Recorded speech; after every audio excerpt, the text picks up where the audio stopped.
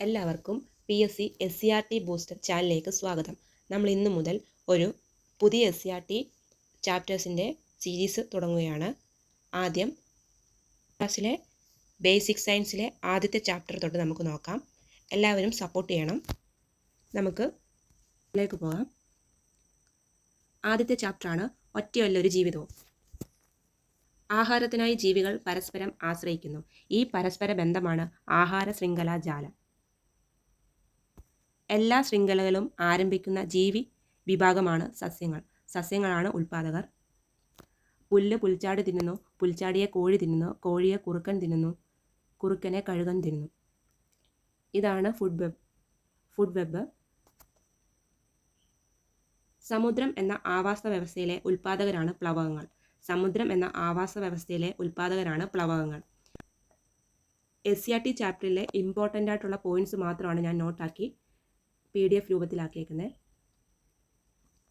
കേരളത്തിലെ ചില ജലാശയങ്ങളിൽ കാണപ്പെടുന്ന ആഫ്രിക്കൻ ഭൂഖണ്ഡത്തിൽ നിന്നുള്ള അധിനിവേശ മത്സ്യമാണ് ആഫ്രിക്കൻ മുഷി. അടുത്താണ് പ്രകാശ സംശ്ലേഷണം. കാർബൺ ഡയോക്സൈഡ്, ജലം എന്നിവ ഉപയോഗിച്ച് സൂര്യപ്രകാശത്തിൽ നിന്നുള്ള ഊർജ്ജത്തിൻ്റെ സഹായത്താൽ സസ്യങ്ങൾ ആഹാരം നിർമ്മിക്കുന്ന പ്രവർത്തനത്തെയാണ് പ്രകാശ സംശ്ലേഷണം എന്ന് പറയുന്നത്. സസ്യങ്ങളിലെ ആഹാര നിർമ്മാണത്തിന് സഹായിക്കുന്ന ഇലകളിലെ വർണ്ണകമാണ് ഹരിതകം.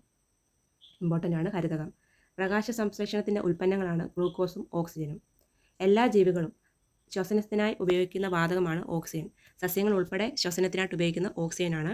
സസ്യങ്ങൾ പ്രകാശ സംശ്ലേഷണ സമയത്ത് മാത്രമാണ് കാർബൺ ഡയോക്സൈഡ് ശ്വസനത്തിനായി ഉപയോഗിക്കുന്നത്. അല്ലാത്ത സമയമല്ല ഓക്സിജനാണ്. ഇലകളിലെ പച്ച നിറമുള്ള വർണ്ണകമാണ് ഹരിതകം.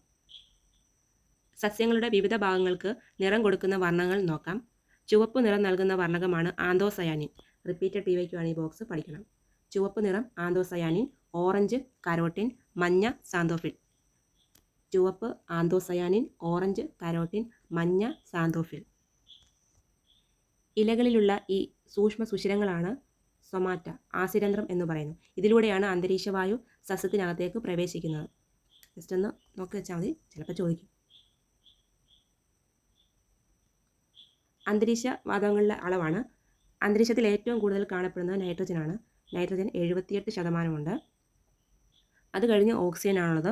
ഓക്സിജൻ 21%. ഈ രണ്ട് വാല്യൂ പഠിക്കണം. PYQ ആണ്. അതിനുശേഷം ഉള്ളത് ആർഗൺ ആണ്. എപ്പിഫൈറ്റുകൾ വാസസ്ഥലത്തിനായി മാത്രം ആതിഥേയ സസ്യങ്ങളെ ആശ്രയിക്കുന്ന സസ്യങ്ങളാണ് എപ്പിഫൈറ്റുകൾ. അവർക്ക് സ്ഥലം മാത്രം മതി. എക്സാമ്പിൾ ഓർക്കിഡും മരവാഴയും. അടുത്തത് അർദ്ധപരാതങ്ങൾ. ആതിഥേയ സസ്യങ്ങളിൽ നിന്ന് ജലവും ലവണവും വലിച്ചെടുക്കുന്നു. അവർ സ്വന്തം എന്നിട്ട് ആഹാരം നിർമ്മിക്കുന്നു. ജലവും ലവണവും വലിച്ചെടുത്തിട്ട് സ്വന്തമായിട്ട് ആഹാരം നിർമ്മിക്കുന്നവയാണ് അർദ്ധപരാതം. ഉദാഹരണം ഇത്തിൽക്കണ്ണി, ചന്ദനം. പൂർണ്ണപരാതം എന്ന് വെച്ചാൽ ആതിഥേയ സസ്യങ്ങളിൽ നിന്നും ഡയറക്റ്റ് പോഷക ഘടകങ്ങളാണ് വലിച്ചെടുക്കുന്നത്. അതിന് എക്സാമ്പിളാണ് മുള്ളില്ലത്താളി, റെഫ്ലേഷ്യ. അർദ്ധപരാതം ജലവും ലവണവും വലിച്ചെടുത്തിട്ട് സ്വയം ആഹാരം നിർമ്മിക്കുന്നു. പൂർണ്ണപരാതം ഡയറക്റ്റ് പോഷകങ്ങൾ വലിച്ചെടുക്കുകയാണ് ചെയ്യുന്നത്. അർദ്ധപരാതത്തിന് എക്സാമ്പിളാണ് ഇത്തിൽക്കണ്ണിയും ചന്ദനവും. പൂർണ്ണപരാതത്തിന് മുള്ളില്ലത്താളി, റെഫ്ലേഷ്യ. അടുത്ത് PYQ ആണ്. ശവോപജീവികൾക്ക് എക്സാമ്പിൾ ചോദിച്ചിട്ടുണ്ട്. Neottia Monotropa.